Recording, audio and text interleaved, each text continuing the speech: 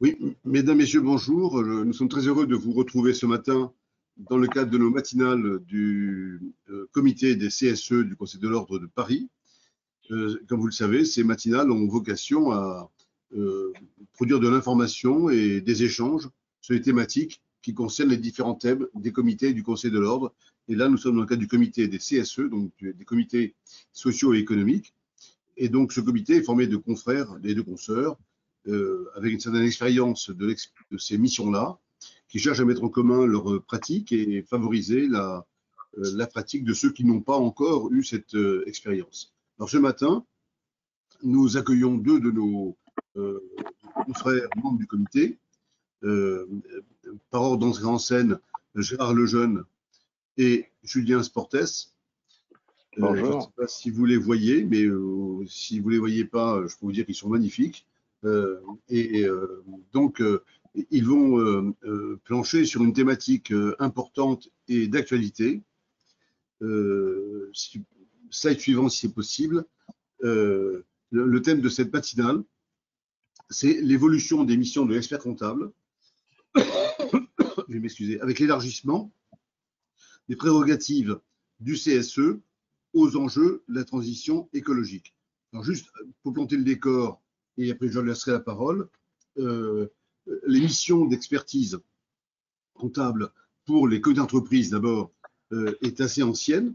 Elle remonte à 1947 ou 48 ou 45, je ne sais plus, Gérard Lejeune vous précisera parce que c'est notre historien de service. Tu peux dire l'année, Gérard, non? Alors, à la création même des CSE, le 19 décembre 1944, le principe a Voilà, été retenu, mais finalement, c'est la loi du 16 mai 46 qui voilà, a 46. institué Voilà. 46. Merci pour la date précise. On n'a pas l'heure, mais on a la date. Merci beaucoup, Gérard. Voilà, donc la relation d'expert comptable avec les entreprises est donc très ancienne, puisque si c'est, comme on vient de le dire, 46, par rapport à 2022, ça fait quand même peut-être 15 ans que nous sommes en relation avec les entreprises devenues CSE. Et donc, nos missions d'accompagnement des CE et maintenant des CSE est basée sur une confiance, un, du législateur, deux, des comités eux-mêmes, et une pratique que l'on a maintenant qui est assez ancienne. Et comme toujours, en matière d'expérience dans nos activités, c'est l'expérience des anciens qui s'accumule et qui permet aux nouveaux de pouvoir aller plus loin et d'améliorer encore les choses.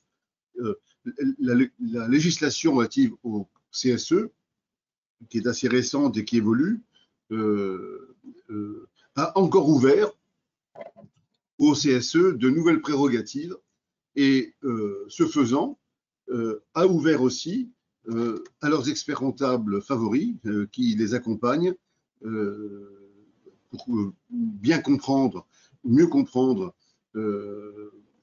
les données d'entreprise pour pouvoir agir, pouvoir assurer leur mission d'élu.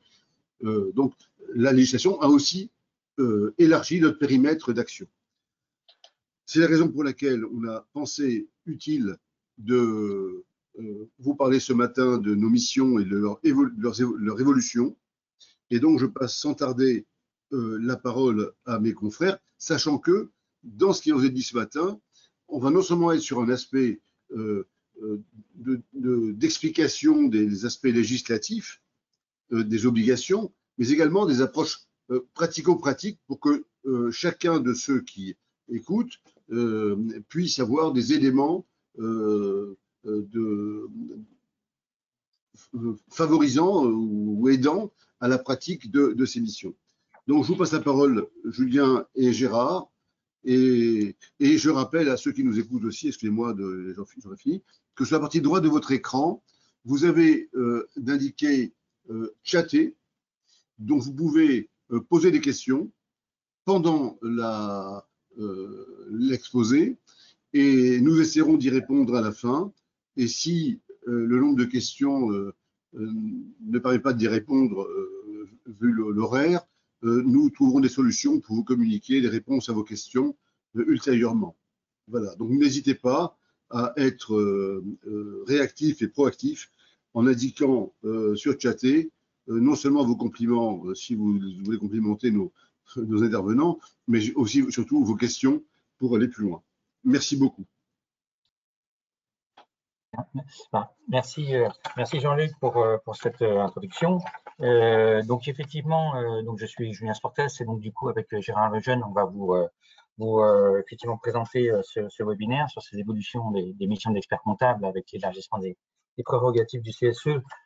Donc aux enjeux de la transition écologique, vaste titre pour un vaste sujet, hein, effectivement. Donc juste avant de démarrer, simplement pour indiquer que le support vous sera transmis, hein, évidemment, par mail. Donc bien évidemment, voilà, vous aurez l'intégralité de la présentation. Donc peut-être avant de démarrer dans le vif du sujet en tant que tel, juste un petit point peut-être de préambule. Bon, on va pas revenir ici dans le cadre de ce webinaire sur l'urgence climatique en elle-même. Je pense qu'aujourd'hui, il est clair et net qu'il y a un clair consensus scientifique. Hein. Bon, les rapports des GIEC, en l'occurrence, en font régulièrement état, mais de très nombreuses publications, évidemment, scientifiques, conduisent toutes à la même conclusion, même s'il peut y avoir différents scénarios, mais au moins, effectivement, même conclusion, à savoir qu'il y a aujourd'hui quand même une urgence climatique claire et nette. Certains, d'ailleurs, ne parlent pas nécessairement de crise climatique, parce que la crise suffirait à penser qu'il y ait un événement majeur qui intervient aujourd'hui, alors qu'en fait, finalement, c'est un processus qui est engagé depuis de nombreuses années. Donc, la question se pose sur, effectivement, faut-il être dans une logique un peu d'évolution ou de révolution, compte tenu notamment du caractère important de prise en compte de ces éléments de la transition écologique à très court terme, hein, notamment avec des effets sur la planète qui se font de plus en plus sentir et à plus ou moins bref échéance. Donc, au-delà de la notion d'évolution et révolution, quoi qu'il arrive, il y a une transition écologique à mener là dès aujourd'hui. Hein. Ce que l'on peut effectivement peut-être constater, et de prime abord, et c'est un peu l'enjeu d'ailleurs finalement de ce webinaire, c'est de constater finalement qu'il y a un sujet majeur qui est évoqué au niveau de la société civile. D'ailleurs, ça fait partie des sujets qui sont régulièrement débattus, peut-être insuffisamment au goût de certains, mais néanmoins régulièrement débattus aujourd'hui dans le cadre notamment de ces élections présidentielles, avec effectivement une prise en compte quand même du climat dans les sujets de préoccupation, en tout cas de la société civile. Néanmoins, on peut constater que malgré tout, ce sujet semble avoir du mal à franchir les portes de l'entreprise. Et ça, c'est une véritable problématique puisque, en l'occurrence, les entreprises sont partie prenante évidemment de cette évolution climatique. Donc ça, pour le coup, c'est aussi un enjeu à travers notamment cette intervention potentielle des experts comptables pour les CSE, de faire en sorte que cette culture finalement de la transition écologique puisse vraiment être vraiment implémentée dans les entreprises a fortiori. Il y a beaucoup d'éléments qui sortent aujourd'hui, notamment dans les plus grands groupes, mais c'est plus compliqué lorsqu'on passe notamment souvent dans les plus petites entités. Un autre point, c'est effectivement également le cadre finalement législatif qui est également sous-jacent à cette transition écologique. Aujourd'hui, on a une nouvelle loi en France qui est sortie, la loi climat et résilience depuis le 22 août, enfin en tout cas votée le 22 août 2021, donc assez récente, qui prévoit effectivement certaines dispositions, on va y revenir, mais finalement, il y a, que ce soit à l'échelle de la France ou bien d'ailleurs à la réglementation au niveau européen, assez peu de textes historiques qui soient notamment dans une logique finalement relativement contraignante. Il y a effectivement certaines obligations existantes, certaines qui sont plus basées d'ailleurs sur un modèle, on va dire, incitatif ou de volontarisme. Ce qui pose donc aujourd'hui quand même la question de, à un moment ou à un autre, devoir peut-être passer à un autre stade, sachant qu'il est nécessaire d'aller plus loin sur cette évolution, cette transition écologique. Donc ça, c'est un point important aussi, sous-jacent évidemment à ce que peuvent produire les entreprises et donc du coup ce que peuvent également pouvoir intervenir les CSE dans leur entreprise. Bon, par ailleurs, évidemment, cette transition écologique pose inévitablement la question du changement de modèle économique qui est indispensable pour de nombreux secteurs d'activité et des impacts sociaux à très court terme. Et ça, c'est un des points sur lesquels on reviendra également, donc finalement un peu en conclusion aussi, c'est que cette question du changement du modèle économique en lien justement avec les impacts sociaux est la clé finalement de cette prise en compte de l'environnement. Si la prise en compte de l'environnement se fait au détriment ou à contrario effectivement de ce modèle social et ou économique, inévitablement, on se retrouvera avec des contradictions et donc des difficultés à avancer. Donc, il faut être certainement un peu créatif et innovant pour envisager effectivement ces évolutions conjointes des différentes sphères, que ce soit économique, sociale et évidemment environnementale. Et à ce titre, eh ben, les experts comptables des CSE peuvent contribuer à cette transition écologique, notamment à travers les différentes missions. Et c'est ce qu'on va effectivement présenter, hein, c'est qu'aujourd'hui, le texte, notamment de la loi climat et résilience, permet de nouvelles interventions et donc l'expert comptable aura d'autant plus sa place à jouer. Donc, sans plus tarder, on va effectivement dérouler les éléments, sachant que du coup, on a 4 parties, alors de taille plus ou moins conséquente, hein, mais on va d'abord revenir sur le nouveau champ d'intervention de l'expert comptable. On reviendra sur quelques points autour des obligations légales des entreprises, de la documentation existante. On essayera d'illustrer, hein, comme l'a indiqué Jean-Luc en guise d'introduction, sur le caractère un petit peu opérationnel finalement de ce que peuvent faire, ou en tout cas ce qu'on peut estimer pouvoir peut-être engager l'expert comptable aujourd'hui lors de ses missions spécifiques nouvelles. Et puis, se posera également la question des compétences et des ressources de l'expert comptable sur ce nouveau champ d'intervention, sachant qu'évidemment, il y a quand même une question primordiale sur comment relever ce défi qui est évidemment important et majeur. Donc, sans plus tarder, je vais démarrer sur cette première partie et puis Gérard prendra la suite sur la suite de la présentation. Donc, premièrement, donc sur l'environnement, un nouveau champ d'intervention pour l'expert comptable. Donc, ce que l'on mentionne ici, c'est que je ne vais pas m'attarder trop longtemps, mais il y a une présentation ici de cette planche. Je vais assez rapidement dérouler les sujets pour indiquer qu'on a aujourd'hui finalement peut-être 2 champs, les législations nationales et puis la partie réglementation internationale. Et il faut retenir qu'évidemment, il y a des textes anciens, et on a mis 3 petits points avant cette chronologie, cette prise chronologique qui remontait avant 2014 évidemment. On a quelques lois, quelques engagements qui sont d'ores et déjà pris antérieurement, que ce soit au niveau national et évidemment au niveau international, plutôt comme je l'ai indiqué en mode incitatif. Mais finalement, les éléments qui sont un peu marquants, ça date, j'ai envie de dire, depuis 2014 et notamment 2015 ensuite, les accords de Paris, qui prévoient effectivement la mise en place de la stratégie bas carbone.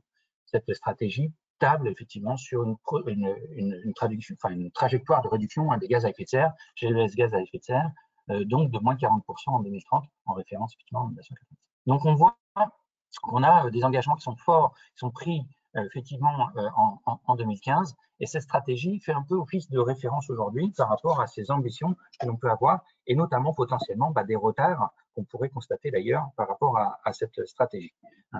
Donc, je ne vais pas rentrer dans tous les textes législatifs, mais il y a notamment une loi importante, la loi sur le devoir de vigilance, qui en 2017 devient effectivement importante parce qu'elle introduit effectivement une notion de préoccupation sur les impacts environnementaux de l'entreprise, mais également finalement en amont et en aval de l'entreprise. Et ça, c'est extrêmement important, notamment par rapport à une sphère beaucoup plus large, y compris sur la question des sous-traitants qui doivent être intégrés dans cette logique-là. Et d'ailleurs, on reviendra aussi sur le point, ces préoccupations, notamment de RSE, ne portent pas uniquement sur des thématiques purement environnementales, mais évidemment portent sur des questions plus larges autour de l'humain en général, droits humains, etc.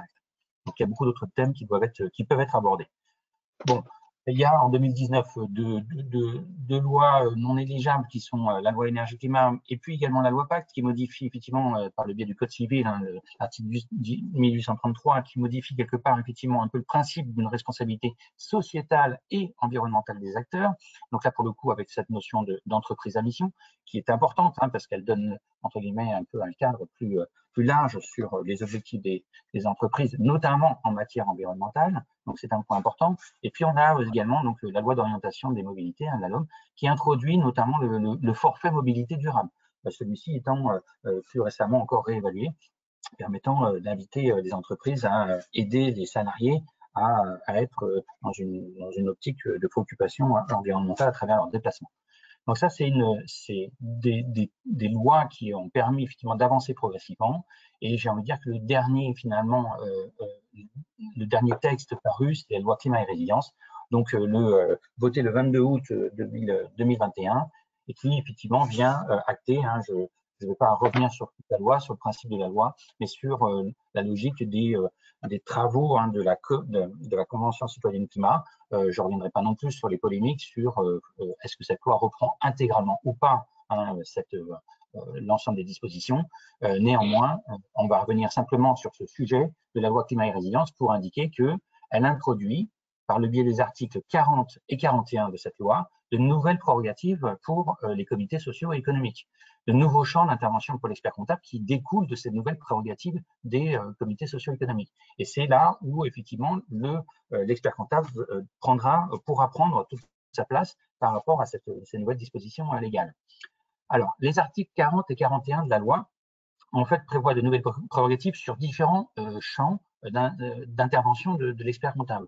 Et j'ai envie de dire, a fortiori, sur son principal champ d'intervention qui porte notamment sur ce qu'on désigne comme les consultations récurrentes.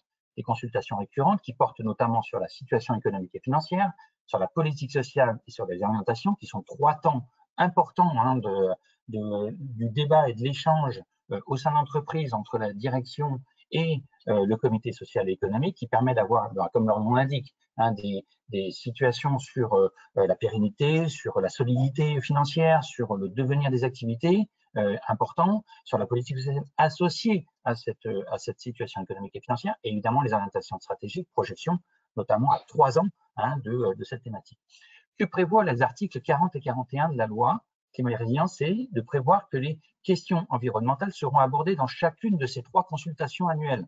Et quand on parle de consultation annuelle, c'est s'il n'y a pas de modification par voie d'accord, comme il est possible éventuellement que cette consultation soit donc triennale, potentiellement jusqu'à triennale. Mais sinon, faute de disposition par voie d'accord, c'est bien chaque année que les consultations doivent avoir lieu.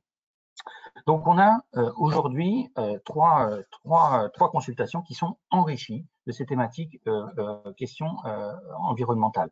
En l'occurrence, c'est comme je l'ai précisé là sur cette planche 7, il ne s'agit pas d'une 4e consultation spécifique. C'est bien ce qu'a prévu le législateur, que ça soit traité dans chacune de ces 3 consultations actuelles.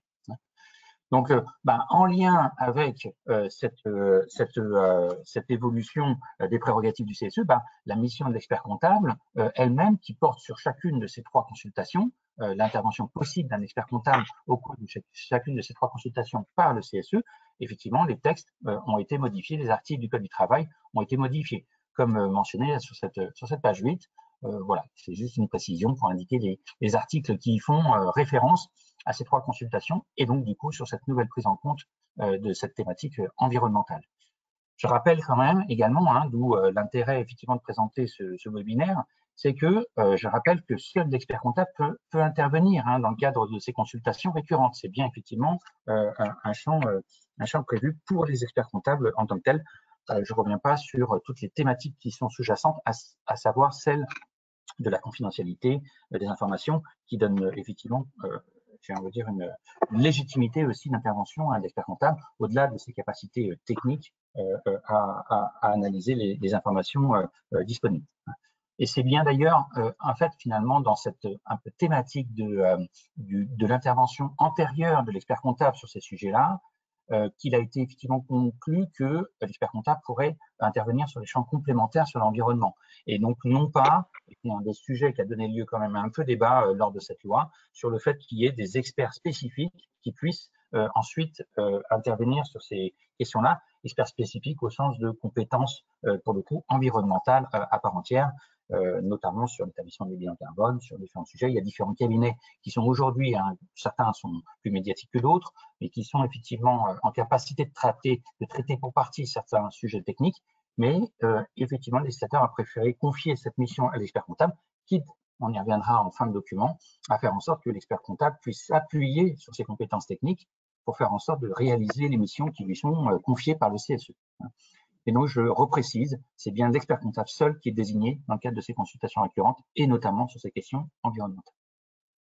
Alors, en l'occurrence, au-delà des consultations récurrentes, donc annuelles, on a par ailleurs également des possibilités d'intervention pour l'expert comptable, notamment dans le cadre des consultations ponctuelles. Et c'est suite à la modification de l'article 2312-8 du Code du travail, avec un alinéa spécifique qui introduit les questions les conséquences environnementales sur l'ensemble des thématiques qui sont traitées dans le cadre de cet article 23.12-8, et évidemment, notamment dans son premier alinéa qui indique que les mesures de nature à affecter le volume et la structure des effectifs. Et là, on entend à travers cet alinéa les interventions dans le cadre des plans de sauvegarde de l'emploi, les PSE. Et pour certains, peut-être le savez-vous, pour d'autres, peut-être vous l'apprendrez, mais néanmoins, effectivement, il est prévu dans le cadre de ces dispositions que l'expert comptable soit désigné par le CSE pour traiter de ces plans de sauvegarde de l'emploi au sens de vérifier le motif économique, regarder les impacts environnementaux, évidemment aujourd'hui prévus, et puis les conséquences organisationnelles et les mesures sociales, etc., etc. Bon, il y a un sujet qui peut se poser autour de cette thématique, effectivement, des questions environnementales dans le cadre des PSE sur les nouvelles dispositions et les prérogatives également donc de la DREDS qui vient avaliser finalement les projets de réorganisation avec une validation et donc du coup potentiellement des questionnements autour des compétences techniques de la DREDS pour valider y compris ce champ environnemental. Rien n'indique qu'aujourd'hui les compétences soient disponibles en interne. Bon, par ailleurs, et je ferai rapidement une petite parenthèse sur ce sujet, je rappelle qu'effectivement, on voit à travers cet article 23.12-8 modifié que manifestement le CSE donc doit être consulté également sur les questions environnementales dans le cadre du PSE. Mais les articles sous-jacents sur l'intervention de l'expert comptable n'ont pas été modifiés en l'état. C'est-à-dire qu'effectivement, les articles 1233-30 à 34, qui prévoient donc bien l'intervention de l'expert comptable dans le cadre du PSE, n'ont pas été modifiés en l'état. On estime plutôt au niveau de l'ordre que manifestement on est plutôt dans une logique un peu d'oubli de la part effectivement du législateur plutôt qu'une réelle volonté de faire en sorte que l'expert comptable n'intervienne pas sur ce champ-là. En effet, il est plutôt indéniable qu'à partir du moment où le CSE est consulté sur cette thématique-là, l'expert comptable puisse l'accompagner évidemment sur ces champs-là. Mais vous voyez bien qu'il y a quand même une petite ambiguïté législative qui pourrait peut-être venir faire naître certaines contestations peut-être de la part des directions si elles exploitaient sur ce champ-là et peut-être donc faire naître quelques jurisprudences.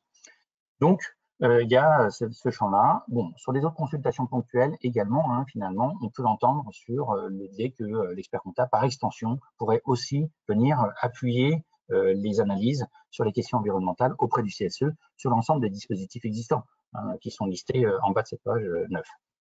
Je finirai par un point sur cette première partie sur l'idée que, donc, à nouveau, ces articles 40 et 41 ont prévu effectivement également une modification de l'article prévoyant l'introduction et la négociation des accords de GPEC. GPEC, gestion prévisionnelle des emplois et des compétences. Aujourd'hui, parfois substitué par une autre terminologie qui est GEPP ou GEPPMM. Bon, je vais pas étendre l'ensemble, la multitude d'acronymes qui peut exister sur la thématique. GEPPMM, gestion des emplois et des parcours professionnels et la mixité des métiers. Bon, sans aller sur le détail de ces sujets-là, mais retenez que sur le principe, en fait, ces accords-là prévoient qu'il y ait une déclinaison des orientations stratégiques, donc de l'entreprise sur l'activité et les résultats qui sont prévus à 3 ans. Et derrière, on est une déclinaison sur l'évolution des effectifs et des compétences nécessaires pour mettre en œuvre cette stratégie. Évidemment, c'est un champ important à traiter. Donc, dans le cadre là de ces orientations stratégiques et leur déclinaison sociale, eh bien, à nouveau, là pour le coup, le législateur a prévu, dans le cadre de cette loi climat et résilience, que les questions environnementales seraient également abordées. Et évidemment qu'il faut pouvoir l'entendre et le comprendre sur les effets, je dirais, de l'environnement un peu en miroir, à savoir l'impact de l'activité sur l'environnement. Indéniablement, c'est un sujet qui vient peut-être de prime abord en tête à tout à chacun, mais également dans l'autre sens, l'impact de l'environnement sur l'activité de l'entreprise. Parce qu'il y a effectivement certaines activités, certains secteurs qui seront fortement impactés par les évolutions climatiques à très court terme. Donc, on a la nécessité, dans le cadre de ces accords-là, si on veut se projeter sur 3 ans, de pouvoir regarder les conséquences, y compris environnementales, sur et la stratégie, et les activités, les résultats, mais aussi sur les éléments des champs sociaux. Donc, c'est un point important qu'il faut avoir en tête. Donc, cette loi climat et résilience étant bien donc les prérogatives des CSE, des organisations syndicales dans le cadre effectivement des négociations des accords et donc potentiellement de l'accompagnement de l'expert comptable dans le cadre de ces différents champs. Je vais effectivement donc du coup passer à la parole à Gérard pour évoquer quelques obligations légales aujourd'hui des entreprises, et notamment sur la documentation existante et ou disponible. Donc Gérard, je te laisse la parole.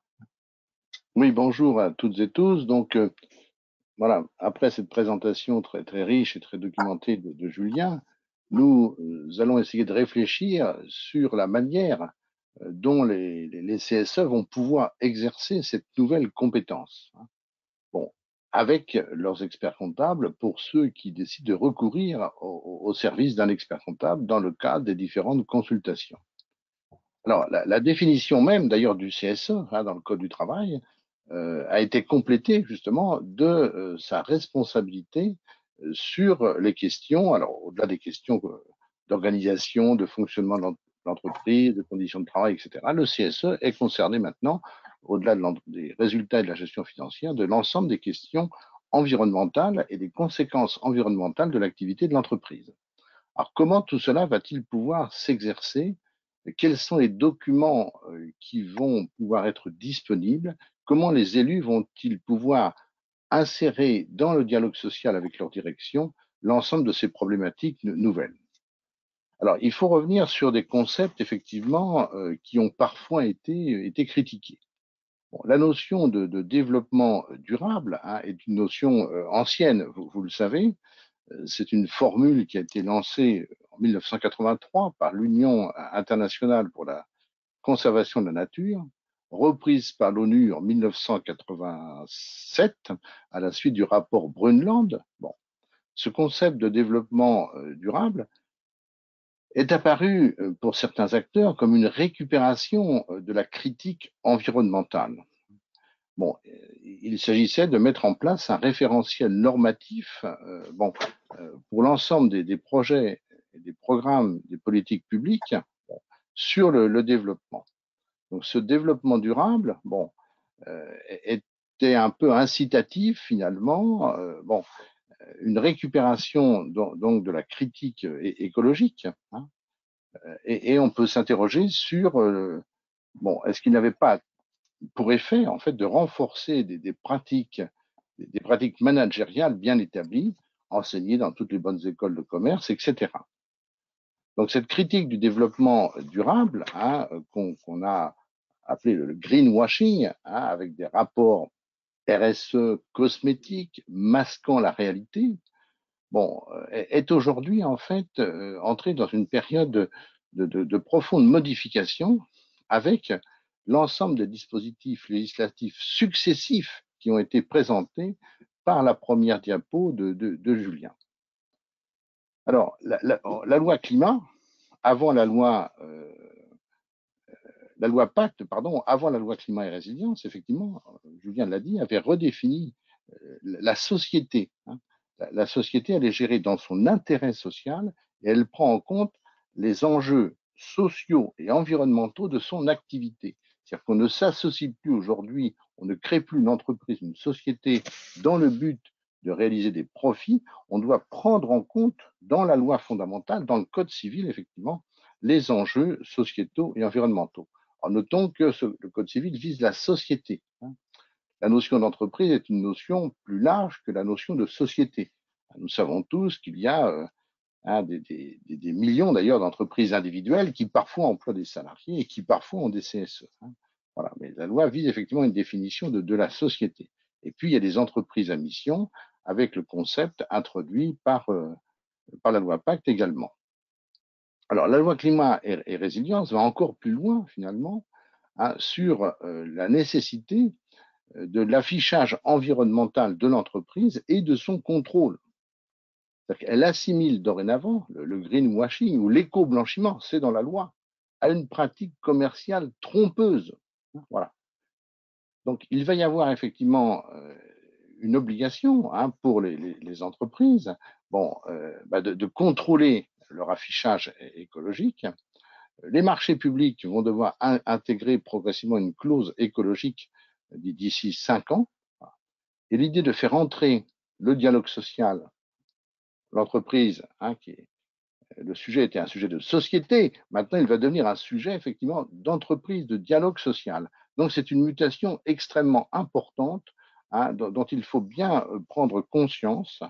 Bon, dans le contexte libéral, dans lequel on a vécu depuis plusieurs décennies, bon, il y avait en quelque sorte un effacement des politiques publiques. Bon, l'entreprise devient l'acteur central d'une mutation, effectivement, des comportements. Donc, des corrections par rapport aux dégâts du progrès au sens large, sujet qu'on évoque depuis plus de 50 ans, finalement. Voilà.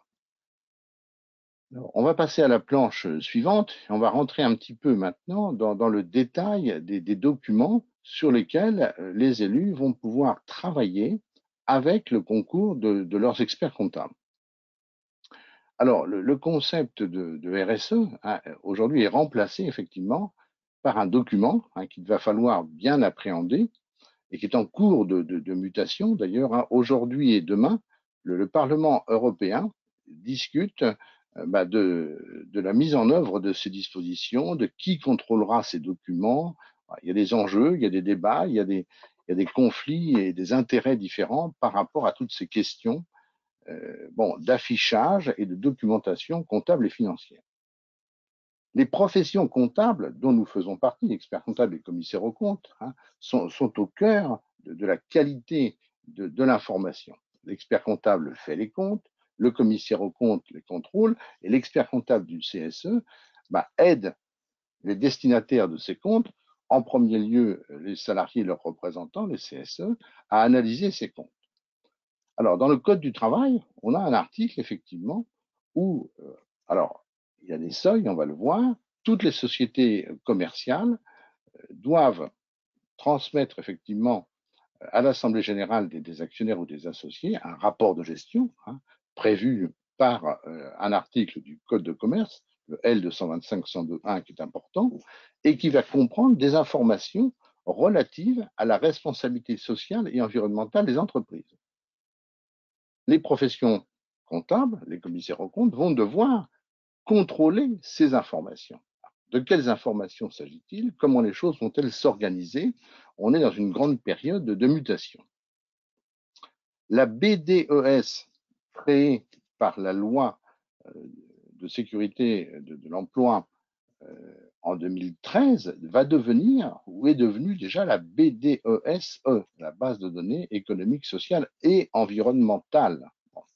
Alors, on n'a pas encore de décret qui nous définit effectivement ce que pourrait être le contenu des informations environnementales de la BDES.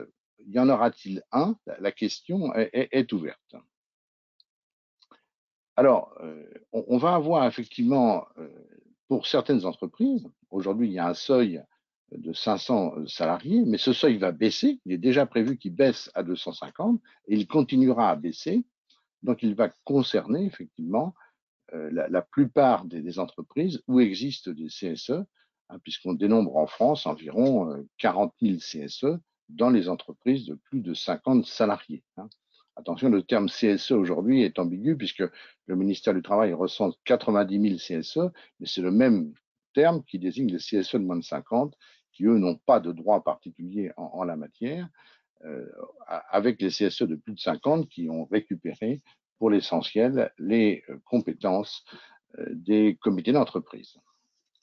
Alors, les sociétés anonymes ont des obligations particulières qui concerneront effectivement ces informations sur les conséquences environnementales, mais pas que, de l'activité des entreprises.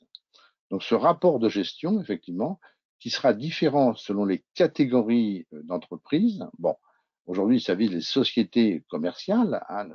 Nous savons que le CSE existe dans toutes les structures qui emploient du personnel, puisqu'il y a des CSE dans les associations, les fondations et toutes les structures juridiques qui peuvent exister dans notre pays. Bon, pour l'instant, les informations, elles sont prévues dans le rapport de gestion des sociétés commerciales avec certains seuils. Alors, cette déclaration de performance extra-financière, qui elle-même va faire l'objet d'une révision, on peut passer à la planche suivante, Julien, va permettre effectivement de disposer d'informations structurées, définies par la loi, par le Code de commerce, sur effectivement les conséquences de l'activité des entreprises. Alors, ce reporting extra-financier, hein, comme on l'appelle, bon, il remplace l'ancien dispositif dit de RSE et aujourd'hui concerne effectivement les grandes entreprises, principalement bon, les sociétés anonymes, leurs conseils d'administration, celles effectivement qui dépassent des seuils financiers importants, on l'a dit, 500 salariés, et les sociétés cotées ou de plus de 100 millions de bilan ou 100 millions de chiffre d'affaires et 500 personnes pour les non cotés. Je crois qu'il y a un consensus pour que les seuils baissent effectivement à 250 salariés très, très prochainement. Alors, quelles sont ces informations dites non financières? Bon, le Code de commerce nous donne là aussi un cadre, effectivement, qui est prévu donc par l'article que vous avez sous les yeux, le L225-100-1, dans la mesure, effectivement, où il est nécessaire pour la compréhension des affaires, du modèle d'affaires, des résultats de l'entreprise, des indicateurs clés de sa performance de nature extra-financière, non financière, sont rajoutés effectivement en fonction de l'activité spécifique de l'entreprise, notamment toutes les questions relatives à l'environnement et les questions sociales.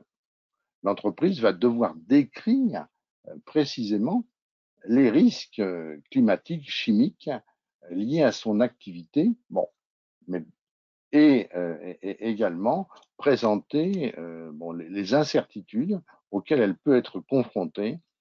L'actualité dramatique de la guerre en Ukraine nous montre bien l'urgence de ces conditions énergétiques et leurs conséquences sur le climat.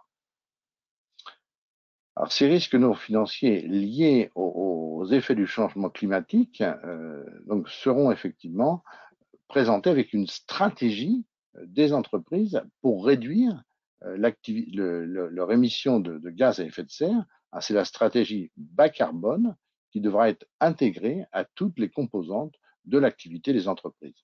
Tout cela est déjà dans la loi et fait l'objet de mutations économiques, industrielles extrêmement importantes. Hein. On le voit pour l'automobile et pour de nombreux secteurs. Alors, on peut passer à la planche suivante, Julien.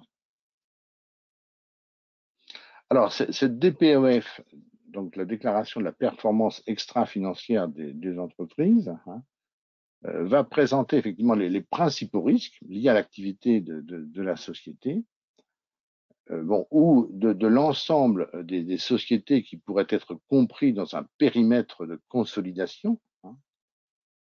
Ces risques, effectivement, sont ceux de l'entreprise et sont ceux qui sont liés ou modifiés par ses relations d'affaires.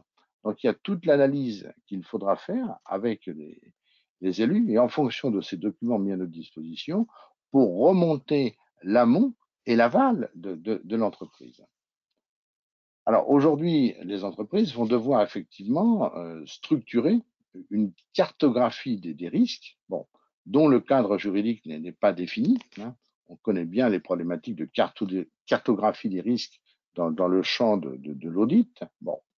Et devront prendre en fonction effectivement de cette cartographie des risques des stratégies qui devront faire l'objet d'un dialogue social avec les représentants du personnel. Et ce point est important puisque jusqu'à présent, il n'y avait pas vraiment comment dire, de contre-pouvoir, en ce sens que le CSE est un contre-pouvoir utile à la démocratie sociale au sein des entreprises. Donc cette description des politiques appliquées par l'entreprise va lui permettre effectivement de développer bon, des procédures et on va pouvoir mesurer, hein, c'est la notion de bilan d'impact, effectivement, le résultat de ces politiques pour réduire les émissions carbone et les risques environnementaux liés à l'activité de l'entreprise. Lorsque la société n'applique pas de politique en ce qui concerne un ou plusieurs de ces risques, la déclaration comprend une explication claire et motivée des raisons. qui justifie effectivement cette raison pour laquelle l'entreprise n'a pas pris de mesures et de stratégies pour réduire les risques environnementaux liés à son activité. Et on va voir que tout cela va orienter effectivement le champ de l'investissement, hein, à travers effectivement la manière dont les investisseurs pourront effectivement orienter leur stratégie d'investissement en fonction des schémas de réduction des conséquences de l'activité des entreprises sur l'environnement qu'elles présenteront. Alors, cette DPEF comprend des informations donc relatives au changement climatique, hein, liées à l'activité de la société. Donc, pour aller vers une stratégie bas carbone, hein, pour tout ce qu'elle achète et tout ce qu'elle produit, hein, et également d'ailleurs pour sa propre activité. On peut aussi faire le lien avec le transport des salariés, les mobilités durables, etc. Donc tout ça va faire l'objet d'un vrai dialogue social dans les entreprises. Bon. Les directions sont en train de former, les élus également.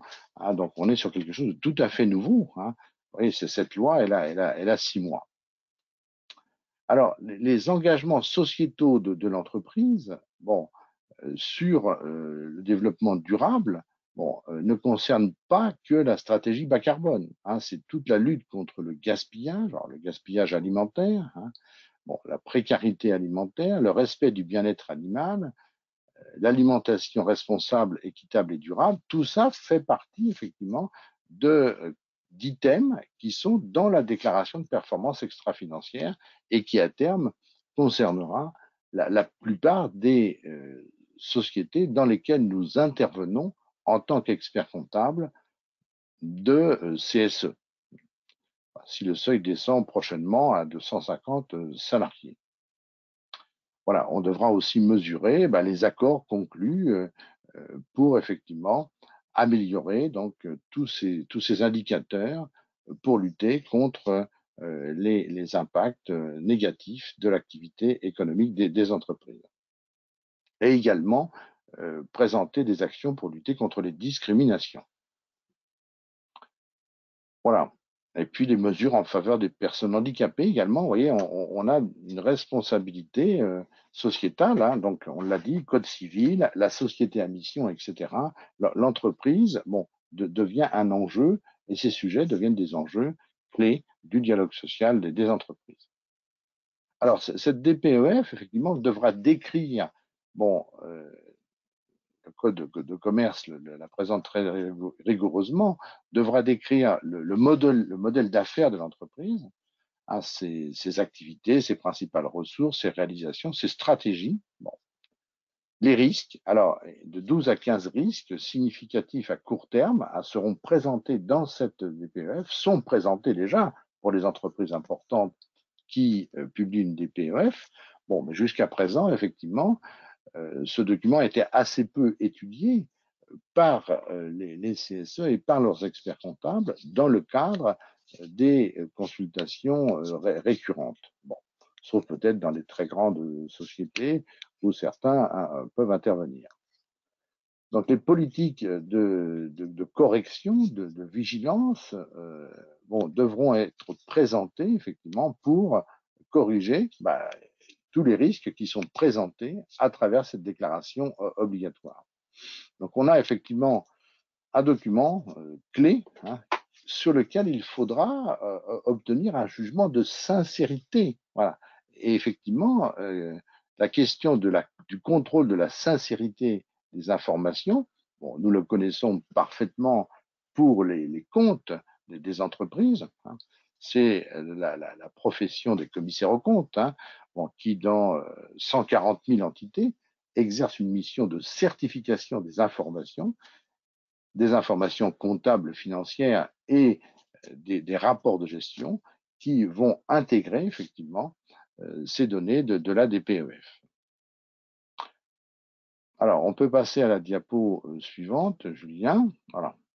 Alors, pour les sociétés très importante, effectivement, Julien l'a évoqué, dans la hiérarchie de l'évolution des textes, nous avons effectivement le plan de vigilance qui est issu de la loi de 2017, bon, et qui s'applique aux sociétés qui ont au moins 5000 salariés en leur sein et avec leurs filiales, bon, ou 10 000 salariés pour les sociétés qui ont 10 000 salariés en leur sein et dans leurs filiales directes ou indirectes, dont le siège social est fixé sur le territoire français ou à l'étranger, donc les entreprises, on va dire, multinationales françaises. Bon. Ce plan, donc, doit être élaboré en partenariat avec les parties prenantes et bien sûr avec les représentants du personnel. Bon, l'objectif effectivement étant de structurer la vigilance sur l'ensemble de ces questions relatives à la protection de l'environnement et des responsabilités humaines également de l'entreprise.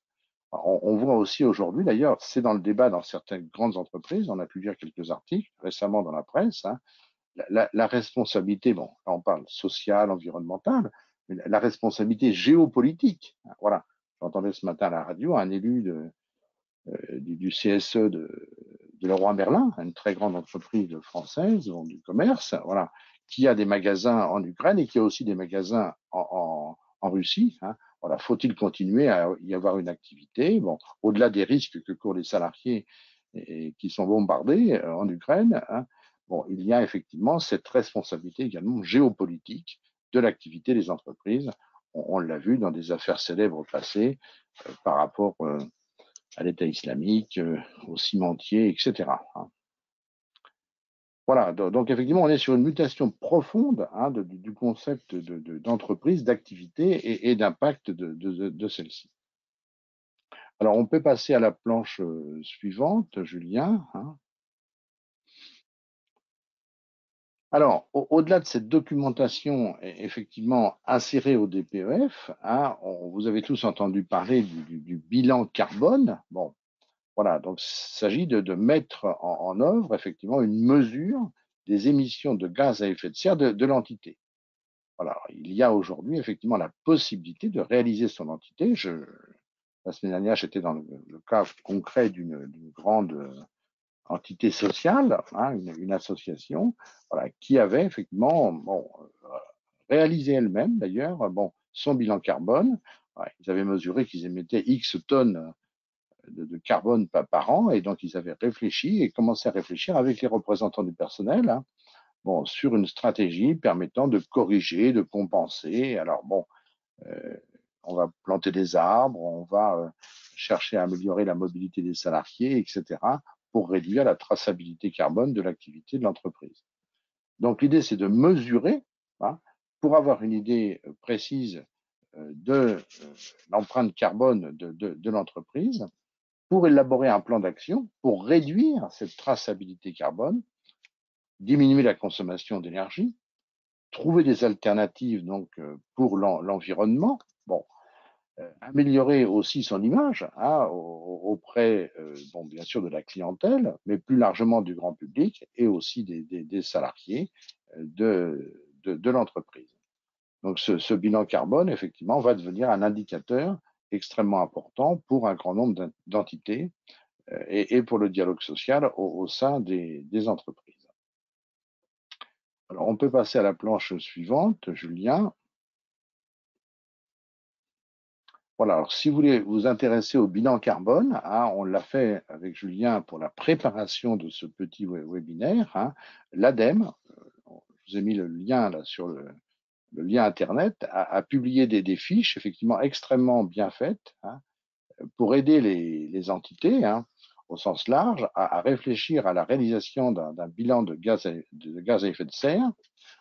Bon, ils ont 25 fiches sectorielles, voilà.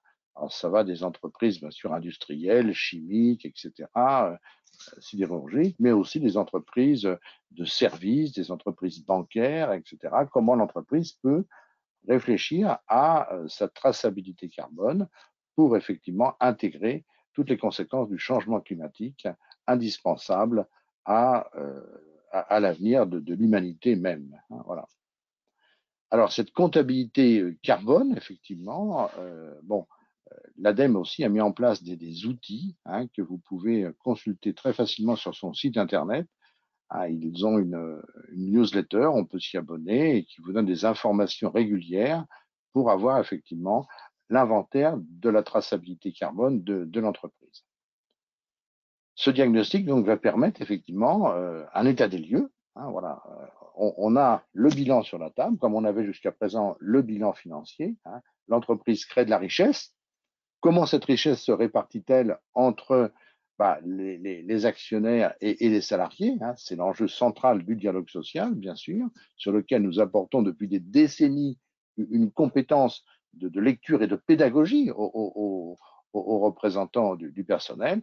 Là, il va falloir maintenant mettre sur la table ce bilan, effectivement, et réfléchir à une stratégie, voilà, alors qui peut avoir bien sûr des incidences, Julien l'a parfaitement dit, sur l'emploi des salariés pour des activités qui vont être en profonde mutation du fait des choix économiques et industriels qui sont faits. Par exemple, le véhicule tout électrique, etc., à l'horizon 2035, les conséquences sur l'industrie automobile, ses sous-traitants, etc. Voilà, on peut passer à la planche suivante, Julien.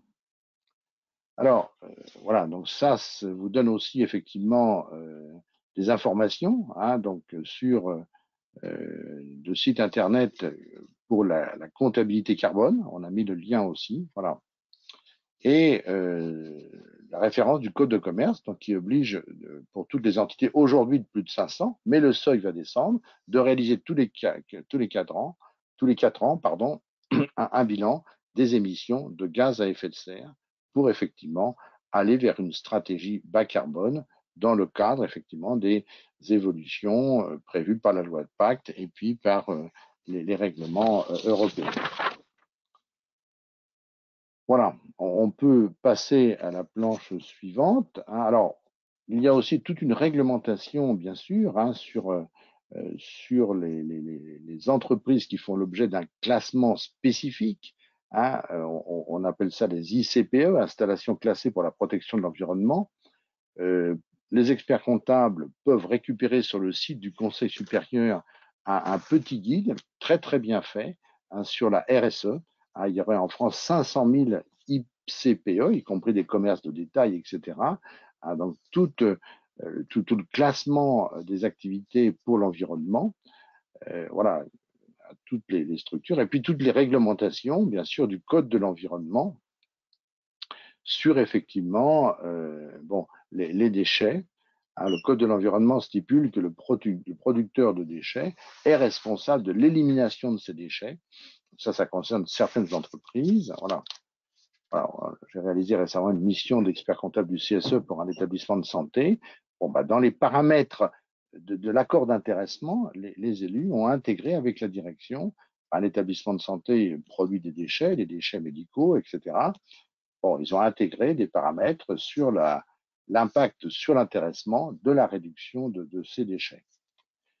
Toutes les réglementations particulières en ce qui concerne les sols et les sites, voilà, alors les pollutions de sol, etc. On a un renforcement par la loi climat de toutes les dispositions réglementaires pour la protection des sols et des sites. Toutes ces questions d'environnement, vous le savez, sont définies comme des questions d'intérêt général, y compris même par le Code général des impôts, qui classe les associations ou les entités qui travaillent pour l'environnement comme entités d'intérêt général. Voilà, et puis toutes les problématiques liées à l'eau. Voilà. Donc le guide de l'ordre des experts comptables donne beaucoup d'informations sur effectivement l'ensemble des réglementations particulières relatives à toutes ces questions clés liées à l'environnement. Déchets, sites, sols, eau, voilà, l'assainissement des eaux, etc. On est dans un pays développé où effectivement les stations d'épuration, les réseaux séparatifs, mais il y a encore malheureusement des criminels de l'environnement et là aussi, les représentants du personnel ont une responsabilité. On peut aussi faire le lien avec la récente loi qui vient améliorer la protection des lanceurs d'alerte, y compris sur ces questions. Voilà, on peut passer à la planche suivante. Voilà. Alors, ces réglementations concernent aussi effectivement l'air, hein, voilà, l'air, l'énergie. La loi de 2015 a modifié les articles du Code de l'énergie. Hein, il y a une politique nationale de mobilisation énergétique pour développer les énergies renouvelables. Hein, voilà. Et puis sur les questions liées à l'environnement, au-delà des questions relatives à l'air que l'on respire ou aux émissions polluantes dans l'air, il y a toutes les réglementations relatives au bruit, hein, qui font partie effectivement de ce qu'on appelle aujourd'hui, avec la loi santé au travail, hein, de la QVCT, hein, l'impact du bruit sur les salariés, bien sûr, hein, sur leur santé. Voilà, ce sont des critères d'ailleurs qui sont pris en compte, vous le savez, lorsqu'on est dans l'émission PSCTE, pour effectivement les points de pénibilité, hein, par rapport à l'âge de départ à la retraite. Voilà, donc les actions de prévention, même si certains rapports d'évaluation récents ou certaines enquêtes ont pu montrer que la suppression du CHSCT avait quand même réduit largement les droits des CSE aujourd'hui avec la commission CSCT. Alors, nécessité de travailler, ça fait partie en fait des informations que l'on aura à notre disposition à travers la BDES au sein des entreprises. Voilà, on peut passer à la planche suivante, Julien. Voilà, un petit éclairage. Alors oui, sur cette notion, hein, on entend tous parler depuis 1 an et demi maintenant de taxonomie ou taxinomie. Les deux termes sont synonymes. Hein. Hein, la taxonomie, c'est un principe scientifique de classement et d'organisation. Alors tout ça fait partie du Green Deal européen, hein, qui doit, l'objectif, hein, vous le savez, c'est la neutralité carbone d'ici à 2050. Donc l'objectif, c'est d'orienter les financements publics ou privés vers les activités bas carbone. Donc aujourd'hui, dans les établissements financiers, tout le monde travaille effectivement sur la prise en compte des conséquences de cette taxonomie européenne, qui doit intégrer, alors là c'est un petit peu compliqué, hein, au niveau de la réglementation. Il est prévu effectivement que le rapport de gestion qui, dans les entités de plus de 500 à terme de plus de 250, doit contenir des informations, le fameux DPEF dont on a parlé. Hein. Voilà, non. Les entités qui sont ou seront soumises au DPEF ne seront pas toutes soumises effectivement au règlement européen de taxonomie. Hein. Voilà, il y a un article dans le Code de commerce, le L820-1, qui mentionne effectivement que ne seront concernés dans un premier temps, hein, que ce que l'on appelle les EIP, les entités d'intérêt public, c'est-à-dire les établissements financiers, les établissements d'assurance, mais aussi les institutions de prévoyance, les mutuelles. Voilà, il y a un certain nombre des fonds de retraite, bien sûr, les institutions et unions de retraite professionnelle. Tout ça sont des organisations qui seront concernées par l'intégration dans leur DPEF d'informations liées à cette fameuse taxonomie européenne. Donc, à terme, à l'Union européenne, et le Parlement européen en parle aujourd'hui, hein, 22 mars 2022, l'Union européenne donc va imposer aux 50 000 entreprises de plus de 250 salariés un référentiel commun avec les mêmes indicateurs de performance économique et environnementale. Vous voyez un peu toute la formation qu'il va falloir que nous puissions acquérir, hein, pour bien comprendre toutes ces problématiques et pour aider effectivement les élus en tant qu'assistants techniques au dialogue social. Voilà, on peut passer à la planche suivante, Julien. Alors, oui, un dernier point. Alors, qui va contrôler ces informations? Justement, c'est dans le débat européen aujourd'hui.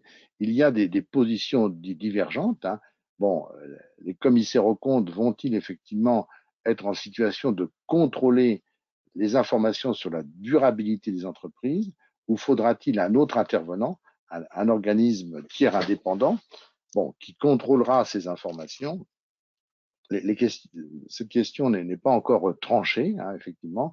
Les avis divergent au sein de l'Union européenne comme vous le montre cette petite planche, bon, pour effectivement la certification de ces informations. Voilà. La compagnie des commissaires aux comptes, bon, essaye d'étendre le champ de compétences des commissaires aux comptes à la certification de ces informations. Bon, mais tout le monde n'est pas pour au niveau du Parlement européen, principalement. Donc là, le débat n'est pas tranché sur la certification de ces informations. Voilà, qui nécessitera aussi, bon, bien sûr, dans certains cas quand même, un organisme tiers indépendant parce qu'il y a des compétences techniques et scientifiques que n'ont pas forcément les commissaires aux comptes. Voilà, on va passer à la planche suivante, qui doit être la dernière de ma petite présentation. Je vais repasser la parole à Julien sur effectivement les conséquences pour l'intervention de l'expert comptable du CSE. Alors, merci Gérard pour effectivement ces éclairages sur l'ensemble des dispositions légales et de la documentation. Alors effectivement, dans la mesure du possible, c'est de répondre un peu aux éléments, aux questions qui sont posées dans le cadre des questions du chat, mais il y avait notamment une question qui se posait sur la liste des informations disponibles. Ici, ne sont présentés qu'un éventail d'éléments qui permettent effectivement de pouvoir enrichir la compréhension et les données de l'expert comptable, enfin, globalement l'ensemble des parties prenantes pour l'entreprise, mais ce n'a rien d'une liste exhaustive. Il y a beaucoup d'autres informations potentiellement qui peuvent être établies au sein des entreprises qui permettent de pouvoir aborder ce sujet environnemental. Comme l'a indiqué Gérard, il y a notamment des seuils d'obligation par rapport à certaines dispositions sur des obligations liées à la DPEF, par exemple. C'est pas parce que la DPEF n'est pas obligatoire dans une entreprise que on est exonéré, j'ai envie de dire, de manière un peu éthique au niveau de l'entreprise, d'établir éventuellement une cartographie des risques ou de recherche effectivement de solutions, de politiques appropriées pour réduire les impacts environnementaux. Donc, on voit qu'il y a toujours cette problématique entre accès à l'information obligatoire et information nécessaire, disponible en vue, quoi qu'il arrive, de réduire l'empreinte carbone finalement des entreprises globalement. Donc c'est un vaste sujet qui aura vocation à être complété par d'autres textes ultérieurement. On le verra effectivement prochainement. Alors, peut-être brièvement, pour essayer quand même de donner quelques illustrations d'intervention de l'expert comptable lors des missions auprès des CSE, on a tenté de dresser un petit portrait, peut-être des questionnements généraux, des exemples de sujets qui peuvent être abordés, notamment dans le cadre des consultations annuelles obligatoires, évoquées peut-être dans la première partie de ce webinaire. Mais premièrement, je voulais juste éventuellement brièvement revenir sur l'idée qu'aujourd'hui, on a une démarche à opérer au niveau de l'expert comptable, effectivement, sur le fait qu'il y a quand même aujourd'hui un niveau d'appropriation des enjeux qui sont liés à la transition écologique au sein d'une entreprise qui est très variable, très inégal, très différent selon les entreprises, qui dépendent parfois de leur taille, de leur secteur d'activité, de la prise de conscience des équipes de direction, pas que d'ailleurs, également finalement ici sont indiquées les équipes de direction parce que souvent ce sont elles qui ont la main pour avoir les initiatives et lancer finalement les projets. Néanmoins, les CSE ont leur rôle à jouer aussi dans cette justement invitation des directions et ou des actionnaires à aller plus loin parfois dans certaines approches environnementales. Donc, c'est bien la prise de conscience des équipes de direction, indéniablement, qui est nécessaire et qui, effectivement, peuvent être poussées par un CSE actif en la matière.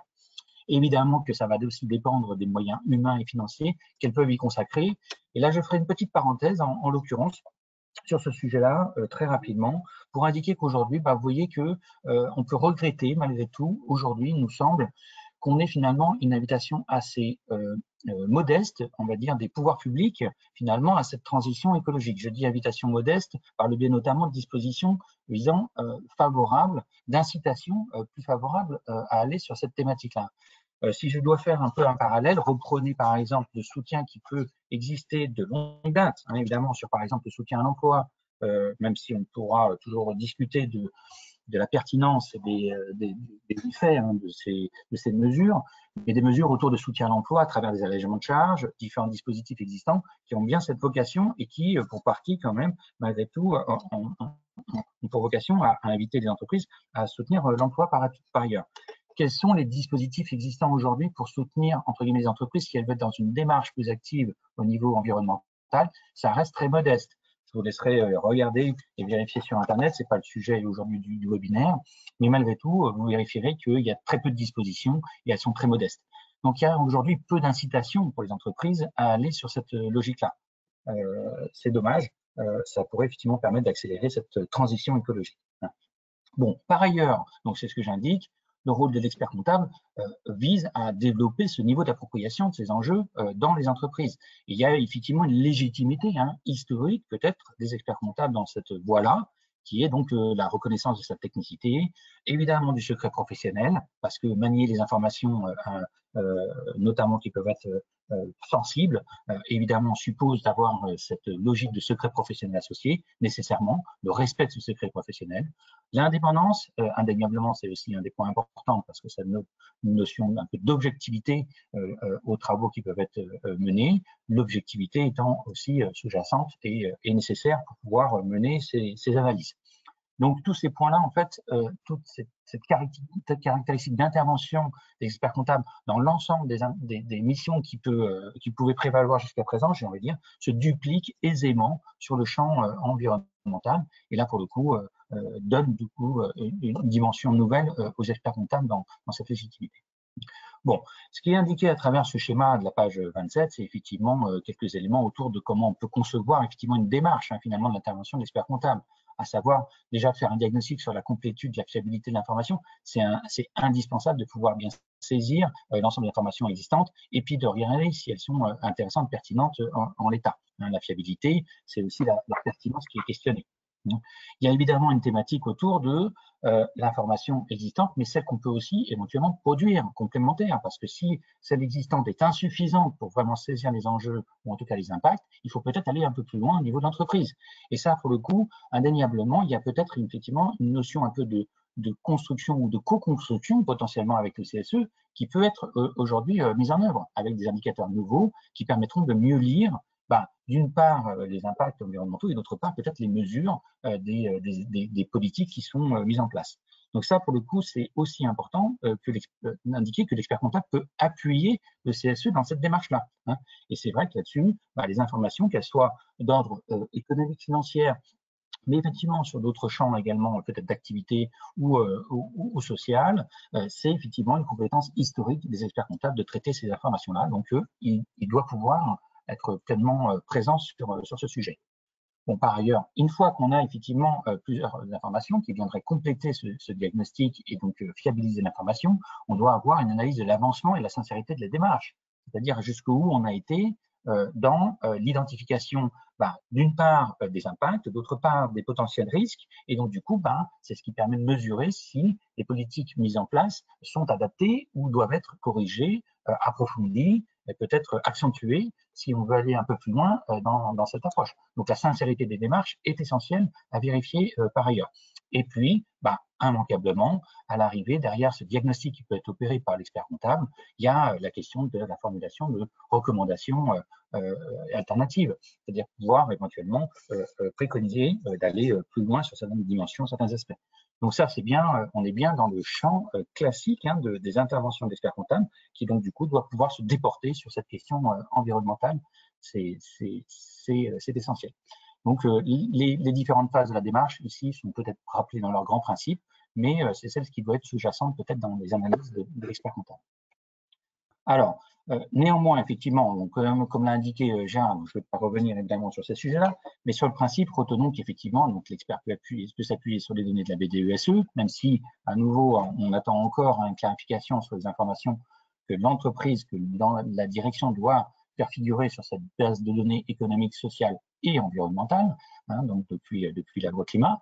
Donc on attend encore la clarification sur le sujet, mais il y a également donc d'autres éléments spécifiques, comme rappelé par Gérard, hein, que ce soit le bilan de gaz à effet de serre, la déclaration de performance extra-financière, le bilan énergétique, d'autres dispositions spécifiques sectorielles. Je ne vais pas revenir sur tous ces points qui ont été évoqués.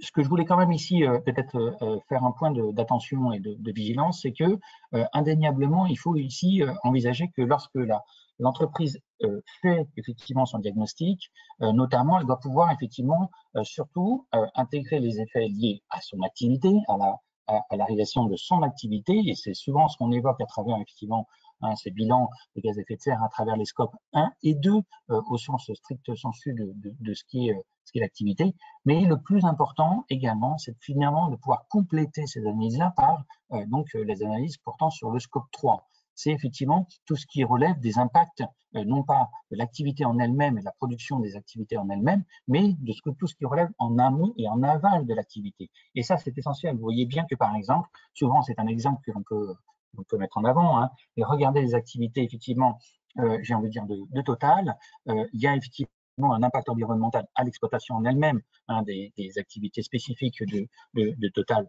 Énergie, si on l'évoque aujourd'hui, effectivement sur le pétrole ou sur le gaz ou autre, mais néanmoins, si on doit regarder sur cette thématique du scope 3, c'est toute l'utilisation qui est ensuite en effet au niveau, par exemple, l'utilisation des véhicules par ailleurs ensuite. Donc vous voyez bien que ce scope 3 peut prendre une place extrêmement important et qui doit être prise en compte par ce bilan si on veut en avoir à nouveau une image relativement fidèle et sincère, hein, de l'ensemble des impacts environnementaux liés à l'activité des entreprises.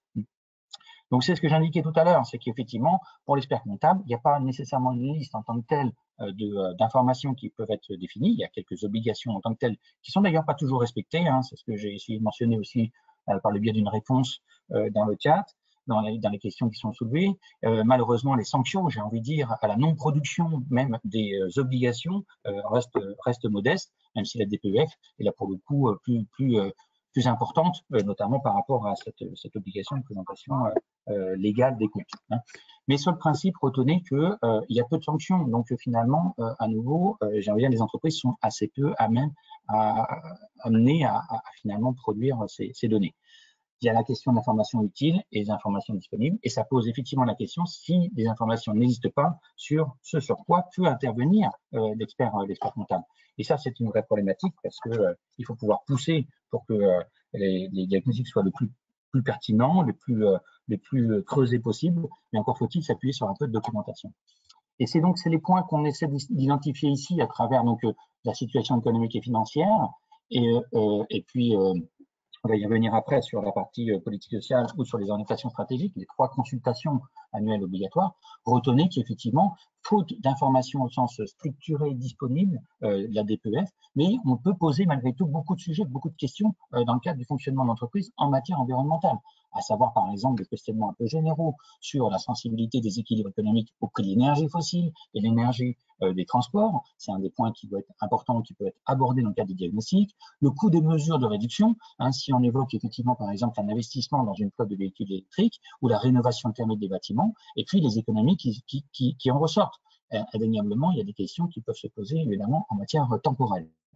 Les coûts des mesures de compensation éventuelles dans le cadre d'une trajectoire de neutralité carbone. Et vous voyez bien qu'on a aussi mis entre guillemets cette notion de neutralité carbone, car on parle plutôt effectivement de notion de compensation plutôt que réellement neutralité au sens strict du terme.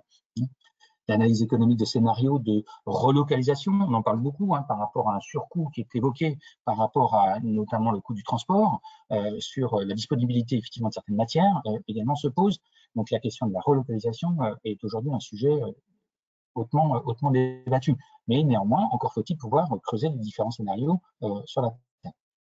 Et puis l'analyse des impacts d'une politique d'achat plus responsable, par exemple. À nouveau, ça aussi, c'est un point. Il peut y avoir malgré tout un surcoût qui peut être envisagé, mais ça peut être un choix de l'entreprise de s'orienter vers cette politique d'achat plus responsable. Bon, je vais peut-être manquer un peu de temps pour aborder tous les exemples de points qui sont évoqués, mais à nouveau, vous aurez ce support pour pouvoir peut-être compléter l'information. Mais il y a beaucoup de sujets qui peuvent être creusés dans le cadre de ces diagnostics économiques et financiers, avec des exemples de points à aborder. Et vous voyez bien que cette planche 29, notamment, se finit par 3 petits points parce que les thèmes sont très nombreux à aborder dans le cadre de ces informations. Donc, si j'évoque le point sur la situation économique financière, mais évidemment qu'il y a un point essentiel aussi qui peut être abordé sur la politique sociale, un point important sur notamment les questionnements généraux, sur la mobilité. C'est vrai que c'est un point important qui est souvent évoqué dans les entreprises. Aujourd'hui, c'est la porte d'entrée qui est évoquée, c'est le déplacement des salariés. Le déplacement des salariés au sens de entre leur domicile et le lieu de travail, mais également dans le cadre des déplacements professionnels. Ça aussi, c'est un point qui doit pouvoir traiter dans le cadre de cette politique sociale. L'intégration des enjeux environnementaux dans les orientations de la politique de formation, c'est aussi important. Si on estime qu'à 5 ans ou 3 ans ou 5 ans, on doit avoir effectivement certaines activités qui doivent évoluer avec certains recours à des process techniques en évolution, des procédés de fabrication qui évoluent également, on doit pouvoir y associer évidemment cette politique de formation avec ces évolutions-là plus techniques.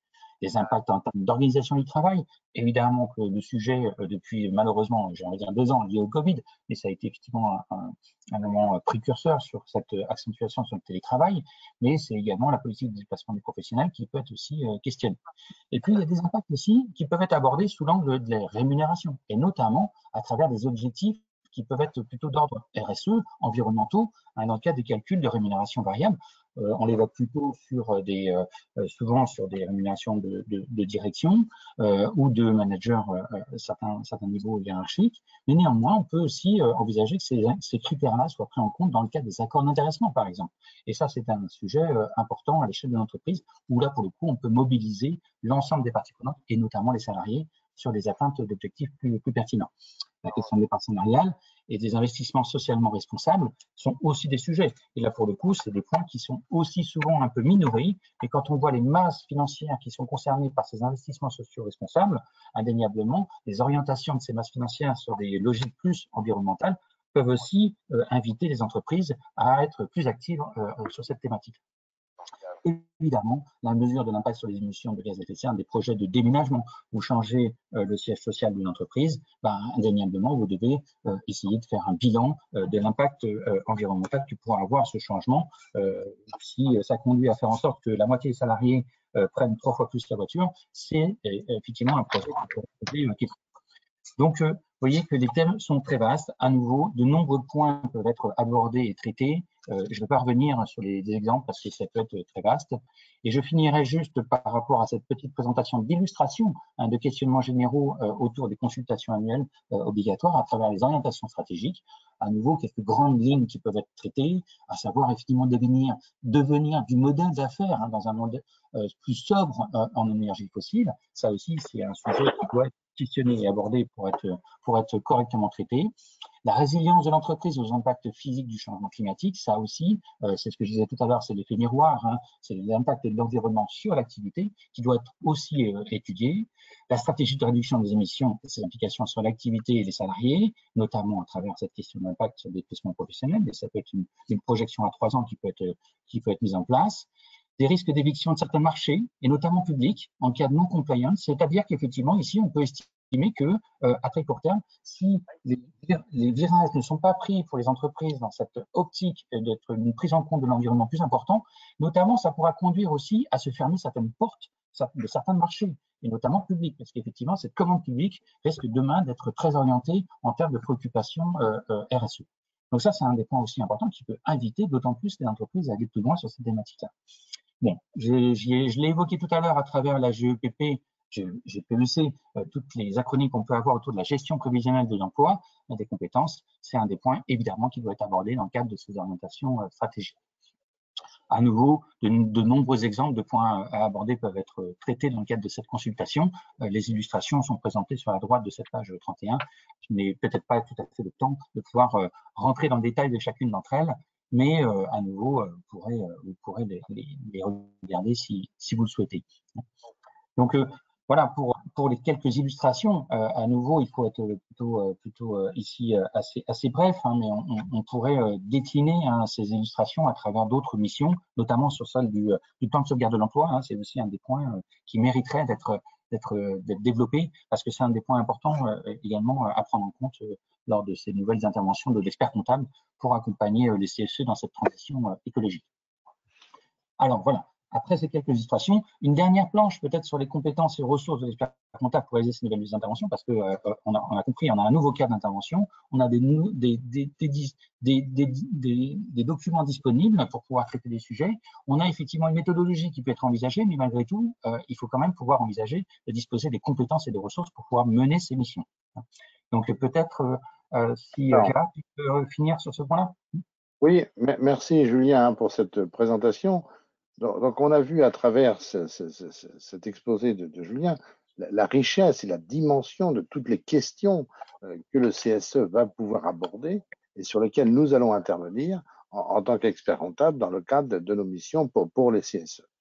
Alors, nos missions sont des missions dans le cadre du processus normatif de la profession, vous le savez tous, des missions de procédure convenues, mais pour ces missions vis-à-vis des CSE, nous devons, par rapport au cadre général d'intervention de l'expert comptable, là aussi analyser si nous avons les compétences pour accepter la mission. Alors, vous voyez qu'il s'agit de plein de questions nouvelles et de compétences nouvelles qu'il va falloir acquérir.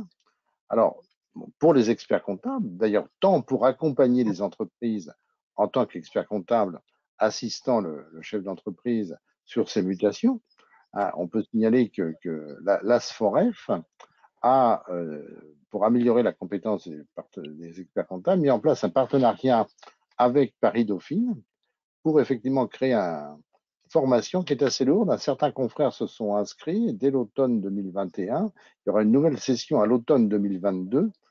C'est un certificat d'information extra-financière pour maîtriser toute la complexité des règlements européens, de la taxonomie, de la DPEF, des indicateurs, des différents scopes de risque, etc.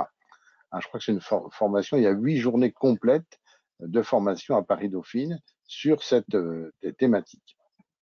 Alors, les experts comptables vont devoir acquérir des compétences nouvelles pour cet accompagnement des CSE en regard de ce nouveau cadre sur les conséquences environnementales de l'activité des entreprises, avec tous les items que l'on a développés, mais ils pourront aussi, dans certains cas, s'adjoindre effectivement des compétences de cabinets spécialisés. Il en existe un certain nombre sur le marché, plus ou moins médiatiques, comme l'a dit très justement Julien.